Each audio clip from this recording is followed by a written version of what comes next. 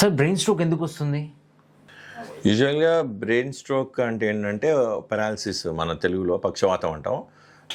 Brain stroke రావడానికి most common cause ఏంటంటే heart problems or BP, sugar కానీ thyroid కానీ ఉండి దానికి సంబంధించి మెడిసిన్ వాడకపోవడం అండ్ టొబాకో ప్రొడక్ట్స్ ఎక్కువ తీసుకోవడం, అంటే తంబాకు, గుట్కా, జోడ్బాయ్, స్మోకింగ్ ఆర్ ఆల్కహాల్ బివరేజెస్ అంటే మందు, బీరుక లాంటివి ఎక్కువ తీసుకోవడం. సో ఇవి ఎక్కువ తీసుకున్నప్పుడు ఏమవుతుందంటే బాడీలో బ్యాడ్ కొలెస్ట్రాల్ పేరుకుపోయి బ్రెయిన్కి తీసుకెళ్లే బ్లడ్ వెసల్స్లో బ్యాడ్ కొలెస్ట్రాల్ పేరుకుపోయి సో ఒక్కొక్క పార్ట్కి బ్లడ్ సర్క్యులేషన్ జామ్ అయినప్పుడు ఆ పార్ట్ని కంట్రోల్ చేసే నర్వ్స్ పనిచేయకపోవడం వల్ల ఆ ఏరియా ఎక్స్టర్నల్గా మనకి వర్క్ చేయదు. అంటే ఇట్ కుడ్ బి ఒక కాలు చేయి కావచ్చు, one side or one half of the face, or లేకపోతే అబ్నార్మల్ సెన్సేషన్ అంటే లేని తిమ్మిరి బాడీ అంతా అనిపించడము, మాట పడిపోవడము ఆర్ కంటి చూపు సడన్గా తగ్గిపోవడము. సో ఇవన్నీ